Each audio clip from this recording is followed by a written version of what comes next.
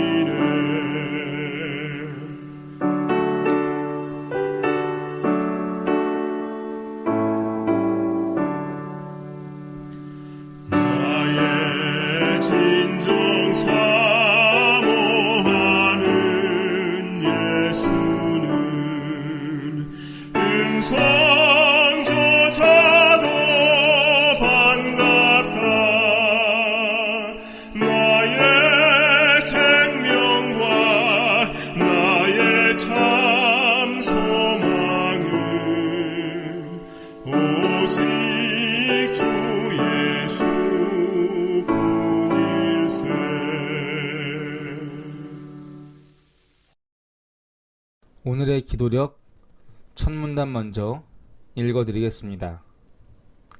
하나님을 믿지 않는 지질학자들은 세상의 역사가 성경에 기록된 것보다 훨씬 오래되었다고 주장한다. 지구의 역사가 수만 년이라는 증거를 지구 자체에서 발견할 수 있기에 하나님의 말씀은 믿을 수 없다는 것이다. 창조 기간이 일주일 뿐이고 지구 나이가 6천년에 불과하다는 견해로는 설명하기 어려운 놀라운 증거를 접할 때면 성경을 믿는다는 사람들은 말문이 막힌다. 이들은 불신자 지질학자들이 제기하는 곤경에서 벗어나고자 천지 창조의 엿새는 정해지지 않은 방대한 기간이며 하나님이 쉬신 날은 또 하나의 긴 기간이라는 입장을 취하여 하나님의 거룩한 율법의 넷째 계명을 무의미하게 만들어 버린다. 요즘같이 창조의 하나님과 안식일이 공격받는 때가 없습니다. 과학자들은 나름의 이론과 주장을 통하여 하나님을 대적하고 그 논리에 우리 재림교인들도 상당수 흔들리는 모습을 보입니다. 좀 전에 읽었던 내용, 그러니까 지질학자들과 진화론자들의 주장에 대하여 우리는 어떻게 우리의 믿음을 굳게 할 수 있을까요? 여기에 대해 우리는 기도하며 고민해야 합니다. 그저 맹목적인 믿음만을 주장하는 것은 한계가 있기 때문입니다. 달력을 보시면 우리가 사용하는 모든 시간의 단위들이 등장합니다. 1년, 한 달, 일주일, 하루, 그리고 하루를 24로 나눈 것이 시간입니다. 1년은 왜 365일이어야 하고 한 달은 왜 30일이어야 하고 하루는 왜 24시간이어야 하는가? 그 답은 천체의 운행에 있습니다. 지구가 태양을 돌고 달이 지구를 돌고 지구가 스스로 한 바퀴 도는 시간이 1년과 한 달과 하루인 것이죠. 하지만 일주일은 도대체 왜 7일인지 그리고 7일이어야 하는지 근거를 알 수 없습니다. 성경을 모르고 안식일을 모른다면 말이죠. 하지만 성경에는 분명히 그 근거가 나와 있습니다. 하나님께서 6일 동안 세상을 창조하시고 제7일에 안식하셨기 때문에 일주일의 주기는 7일이 된 것입니다. 이것의 기원을 바벨론이라고 주장하는 사람들도 있지만 근거 없는 추정일 뿐입니다. 또 이것은 무신론을 기반으로 한 프랑스 혁명 때 일주일의 주기를 변경하려고 시도한 것을 봐도 알 수가 있습니다. 그들은 하나님과 연관된 것이면 무엇이든 말살하려고 했습니다. 바로 그 중에 하나가 일주일의 주기가 7일이라는 것이었습니다. 그것이 성경에 기반한 전통이었기 때문에 그것을 굳이 변경하려고 시도한 것이죠.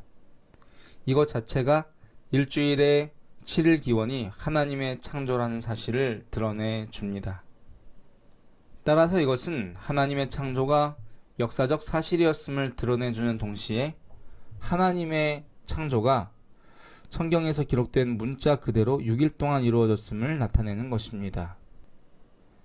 창조의 하루가 실제로는 수만 년이었다라고 주장하게 되면 일주일의 개념 자체가 성립할 수 없음을 보여주는 것입니다. 하나님께서 어떤 한 종류의 생물들을 하루 만에 창조하셨다는 증거는 또 있습니다. 진화론은 주장하기를 우연한 기회에 아미노산이 화학결합을 통해 형성되고 그 아미노산들이 우연한 기회에 결합하여 단백질이 형성되고 그 같은 원리로 오늘날의 복잡한 생물체에 이르게 되었다고 주장합니다. 그런데 이 확률은 우리 모두가 아는 것처럼 거의 불가능한 확률이기에 이론상 엄청나게 오랜 시간이 걸립니다. 그래서 진화론자들은 지구의 나이가 46억 년이라고 주장하는 것이죠. 그런데 생명은 이렇게 티끌모아 태산을 이루는 식으로 만들어질 수 있는 것이 아닙니다. 쉬운 예를 들어서 우리의 생명을 유지하기 위해 필수적인 기능들이 있습니다. 호흡, 소화, 배설, 면역, 항상성 유지 등 이런 기능들은 당장 생각나는 것만으로도 10가지는 됩니다. 그런데 이 중 한 기능만이라도 작동하지 않는다면 혹은 우리 몸의 기관 중에서 한 기관만이라도 작동을 멈춘다면 우리는 길어야 한 달, 짧게는 단 몇 분도 살아있을 수 없습니다. 따라서 생명이 살아있고 유지되기 위해서는 생명 유지에 필요한 모든 기능이 점진적으로 만들어지는 것이 아니라 한날 한시에 완성되어야 하는 것입니다. 따라서 이런 관점에서 볼 때 하나님께서 하루 만에 새들을 창조하시고 하루 만에 물고기를 창조하시고 하루 만에 동물들과 사람을 창조하신 것은 절대적인 진리임을 우리가 깨달을 수 있는 것입니다.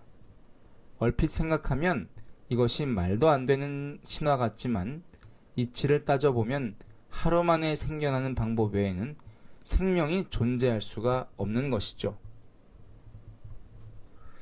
오늘날의 과학은 과학의 본질에서 많이 벗어난 것 같습니다.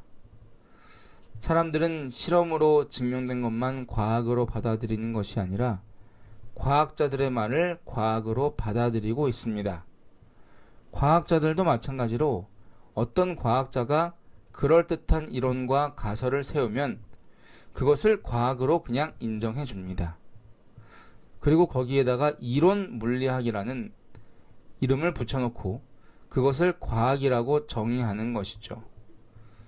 여기에 신은 철저하게 배제되어 있습니다. 과학 안에 하나님께서 계실 자리는 없다는 것이죠. 따라서 우리가 분명히 알아야 할 것은 오늘날의 과학은 과학이 아니라 믿음입니다. 하나님이 없다는 믿음, 세상 모든 것이 저절로 생겨났다는 믿음, 우리 인간도 스스로 생겨났고 스스로 존재할 수 있다는 믿음, 인간이 신이 될 수 있다는 믿음인 것입니다. 이것은 사람들의 지지를 얻기는 하지만 공허하고 헛된 믿음일 뿐인 것이죠. 기도력은 계속해서 이렇게 기록하고 있습니다. 지질학은 성경 역사를 떠나서는 아무것도 증명할 수 없다. 하나님의 말씀을 떠나 자연 법칙의 근거에 창조의 비밀을 파헤치려는 사람은 거대한 미지의 바다를 표류하는 것과 같다. 천지만물을 어떻게 엿새 만에 창조하셨는지에 대해 하나님은 인간에게 낱낱이 밝히지 않으신다. 천지창조는 그분의 존재만큼이나 우리의 이해 범위 밖의 일이다.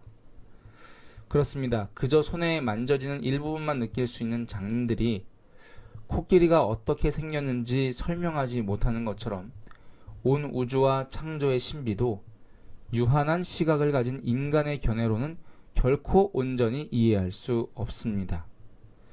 그것을 온전히 아시는 분은 알파와 오메가요, 영원부터 영원까지 계시고 우주 이 끝에서 저 끝을 망라하시는 하나님밖에 없는 것입니다. 따라서 우리는 하나님의 말씀을 근거로 모든 것을 판단해야 하는 것입니다. 그래서 우리는 믿음으로 구원받습니다. 하나님을 믿을 것이냐, 과학을 믿을 것이냐. 오늘 우리 모두가 하나님과 그분의 말씀을 믿을 때 하나님을 우리의 창조주와 구세주로 경배할 수 있습니다. 그럴 때 안식일을 지킬 수가 있고, 그럴 때 우리가 마지막까지 승리하는 남은 백성으로 굳게 설 수 있습니다. 오늘 저와 여러분 모두가 그렇게 되시기를 간절히 바라면서 오늘의 말씀을 마치겠습니다. 함께 기도하겠습니다. 하나님, 창조주 하나님을 저희가 끝까지 믿고 신뢰하게 하여 주셔서 온전히 예수님만 따라가고 그 좁고 험한 길을 인내로써 걸어갈 수 있도록 도와주시옵소서. 오늘은 대만에서 선교하는 정남웅, 심은정 선교사들을 위해 기도합니다. 대만 신庄행복국제교회 성도들이 제자훈련에 많이 참석하고 그 과정을 완료할 수 있도록 도와주시옵소서. 오늘 하루도 주님께 맡기오며 예수 그리스도 이름으로 간절히 기도합니다. 아멘.